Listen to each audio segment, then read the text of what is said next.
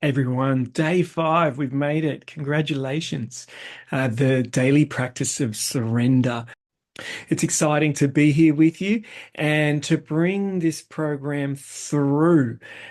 We've achieved so much together and we've learned so much together.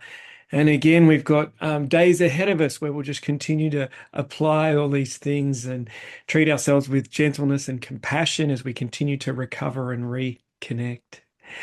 Today, what we want to do is introduce the idea of surrender, a really important daily practice of reconnection and of feeling joy, a sense of peace, and a greater sense of love every day from this point forwards. We'll also take you through some practical tools and tips to make that daily surrender process a straightforward and exciting opportunity for you to look forward to for each day. And then I'll share some reflections finally in reviewing the whole program about the road ahead and some sustainability ideas that might also help guide you after this program. So without further ado, let's get into it. Let's start with our in-focus learning session on Module 5. Hey, burnout and recovery. I want to begin by reflecting on the idea of before and after, because there is an after burnout. You really do recover. And as we've shared throughout this program, it takes time. And all of these sessions provide you sign points or opportunities to journal and reflect and keep building that roadmap of recovery. But if we forecast forward to when we're in that full recovery and reconnection, we can start to do a bit of a before and after consideration. If we think about stress, for example, well, when we're in a state of burnout, we're in a really high stress state. And when we're recovered, it's manageable, it's low stress. If we think about ourselves, well, when we're in burnout, it's that conditional self-love, conditional self-acceptance and the self-criticism and the difficulty that we grapple with within that. But when we're recovered, we're in a state of unconditional self-acceptance. Before and after in how we relate to the universe, well, we distrust the universe. It's let us down. We don't know how to embrace it during burnout.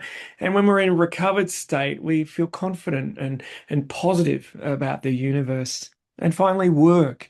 If we consider our relationship to the work or activity that we do each day, well, when we're burnt out, we just feel constantly overcommitted, obligated, resentful. And when we're recovered, we feel connected to it, inspired by it, motivated and energized. And so I want us to start to have this view, this before and after view, as a point of encouragement, so that we can look forward with excitement or positive emotion. Because if we're not there yet, if we're not recovered yet, we at least see the signpost to tell us when we've arrived. And three of these variables, our relationship to ourself, that unconditional self-love, trust, having faith and trust in the universe, and feeling a deep sense of connection and inspired energy with our work. They're things I really want to go deeper on in this final module together. Because to live a reconnected life, if I can introduce that idea, when we're doing these three things, we're fully reconnected with life. If we are in that unconditional state of self-acceptance, then we experience love at a deeper level for ourselves and then outwardly from us, coming from a place of unconditional self-love. If we have reconnected a sense of trust in the abundant universe, well, what we feel there is a sense of peace in it all. It's not the absence of problems and it's not everything's always going right, but we have this deep sense of faith and trust in the universe, and that brings us a sense of peace. And again, that reconnection radiates out. And if we feel connected more than committed to our work, then work becomes a source of joy. And so, if you're familiar with a lot of those major religions or spiritual philosophies, you would know that love, peace, and joy are the fruits or signposts of someone deeply connected, living a wonderful life. Love, peace, and joy. Now, love, peace, and joy. if I can just, as we said in the book, I thought that once I'd sort of worked it all through and I'd recovered, there'd be this after party where there would be this kind of amazing kind of triumph. I'm a mountaineer rock climber by training. I'd be on the summit of this mountain. I'd have this medal. I'd have all of this appreciation. It would just be amazing.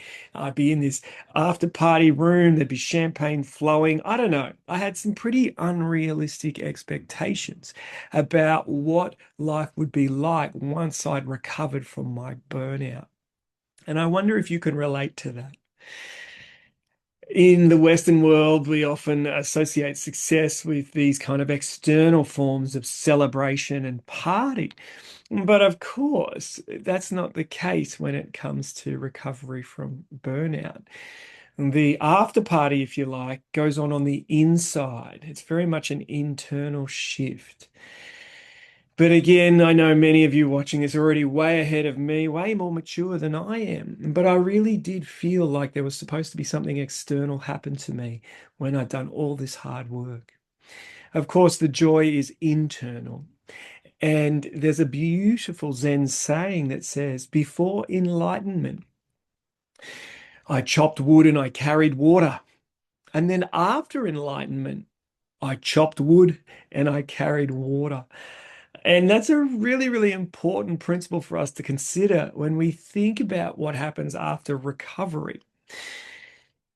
Because we are completely different people on the inside now in so many good ways. And we do experience those internal fireworks or that internal release, that moment, love, peace, and joy. But yet on the outside, often very little changes. And often we are still very much immersed in the structure of problems that we're still solving, the relationships that are still being mended or concluded, the material, financial, career problems that are still on their way being worked through. And so post recovery, post enlightenment, I'd like you to consider this saying. Because chopping wood and carrying water, that can be a laborious chore before enlightenment. But after enlightenment, it could be one of the most profoundly meaningful things you get to do. And that opens us up to consider how we might find a way, a tool, a structure to move post-enlightenment, to move post-recovery.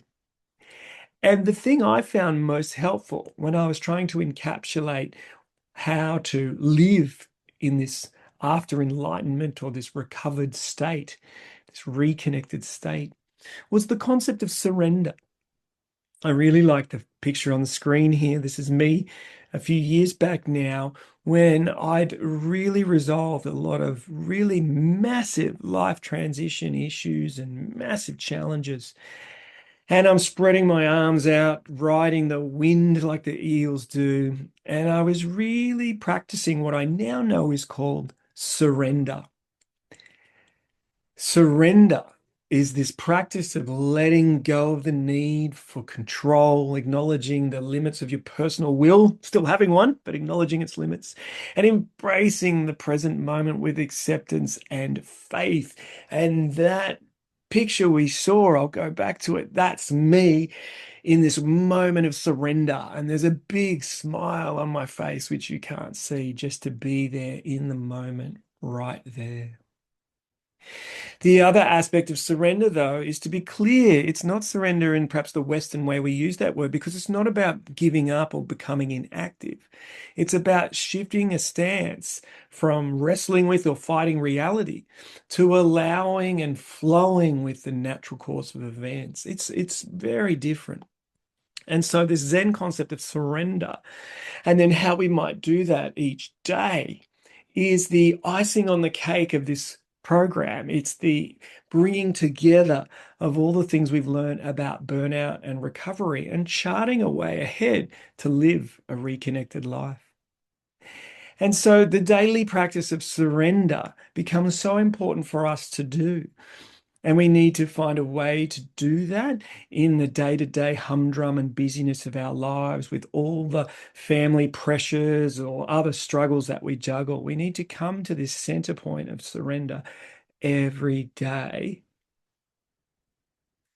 And so I want to step through a very practical sequence of things you could do to shift into a daily practice of surrender for yourself. The first thing you need to do when it comes to daily surrender is have what's known as a sacred space. And here are some example ones from various people who have been working in this space. One person has a space in their bedroom next to a window. You can kind of see a picture there. Another person, the way their house works, there's a space under their stairs, on a garden chair under the favorite tree, on a rug in the spare room with a little indoor plant to focus on. I know that's been my go-to for a long time. On the steps of the front porch or the deck, looking up at the sky, or sitting in a quiet corner at a nearby park if you're lucky enough to be able to just quietly wander and sit in a space. And so that's that first step before we get into the deeper things is, well, where can you create your sacred space? It might simply be about rearranging the furniture. It might simply be some pillows or a rug. If you're like me, you like to sit on the floor or perhaps a chair. Where's comfortable for you so that you can just have that space and that moment. Once you have your sacred space, of course, and you might end up moving around. I know I have 4 different places I can go depending on the kids and the chaos in the house, but I can always sit and find a space for a few minutes where I can be alone and I can reflect. So the reflection part, as you'd guess, we're focusing on 3 specific reflections each day. And these reflections are about tuning into self-love and feeling it, or recognizing how little or how much we feel it and what might need to shift to really make it count. About feeling a sense of peace with the universe, again, wherever we're at and what might need to shift. And feeling connected and joyful about our work or aspects of our work that we can find energizing. And so it's the finding a sacred space followed by the reflection on 3 key questions that creates a structure, a process we can engage in every day to the daily practice of surrender. So there I am sitting by my window on the floor or whatever, you're in your chair or out on the porch or in the park, wherever you are. And the question you might ask yourself on the first one, do I feel like I can rest in a state of unconditional self-love right now? Right now. Of course, we looked at this very same question in module 4, and this is a beautiful chance to reflect again on that and see if the number you give it right now in the middle of this course was different to back in module 4 when you completed there. I find that if I'm not rating it at 8 and above, I need to ask myself questions about, well, what do I need to do to get it to that 8, 9, 10 level, Pete? What's going on here? What's going on here in how I'm treating myself? Am I expecting too much? Am I simply just not engaging properly with myself? Would it be helpful for me to do that photo in the mirror like we learned in module 4 or the video exercise? Do I literally need to affirm myself? Do I need to revisit the fact that I'm a child of the universe and the stars and I have a right to be here? What would help me move this up to get into that 8 to 10 range? And as I sit there, invariably things will come to mind. And as they come to mind, invariably I'll make a really positive adjustment here. The next question we want to focus in on in this daily surrender practice is around our relationship with the universe. And so we have this opportunity to ask ourselves, do I feel the love of the abundant universe towards me more than I feel the pressure from any obstacles or criticisms I'm facing? Now, you're just seeing the questions as I find them most resonant. In part 2, we'll share some other examples of what's right for you. But assuming you can really embrace that question like I can, you do the same process. Where am I, 1 to 10? And if I'm below where I need to be, for me, that's that 8 to 10 range. Why is that? What needs to shift? Why am I focused more on obstacles or criticisms, or which ones are they that I am letting tie me down? And after reaching a point where I was relaxing into the universe, well, what's changed? Why have I decided to take back control? And how can I relinquish that control and give it back to the universe? The last of our three questions is around what's coming up. I often do my daily surrender early in the morning. And so it leads me to think about my work or my activity, the things I'm going to be doing each day. And our question here, of course, is my work focus energizing me to feel excited for the future or feel drained or obligated or resentful about the present? And this one's so important for me, slipping into old habits. I can easily lose focus on what the exciting thing is, the energizing thing, the bit inside the bigger puzzle that puts a smile on my face and a spring in my step. And I can easily find myself obsessing and worrying over the daily grind. And so using this prompt question every morning is such a wonderful way for me to take stock and to correct, to just adjust. Say, hey, Pete, it may be true that you have some obligations, but remember that other bit, that's so worthwhile.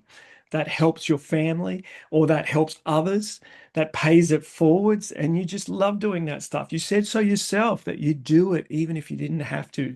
That bit is the bit I want you to expand in your mind today as you get off to work. Again, once I get up around that between 8 and 10 in my thinking, I've done my daily practice here and I'm ready to move on. And so the daily practice of surrender provides a structured process you can use every day in a sacred space. Three questions, as little as 5 minutes. You got your cup of tea, coffee, whatever it is. You've got your prompt questions, and you can just ground or take stock of things and be kind and gentle to yourself. Top up the self-love, top up the faith in the universe, and plug in a bit stronger to those energizing aspects of your work. And all of those things are entirely within your control, and they can be done anywhere. Sitting on the front porch, sitting on the mat in the spare room, wherever you may be, you can practice surrender every day. And in doing so, live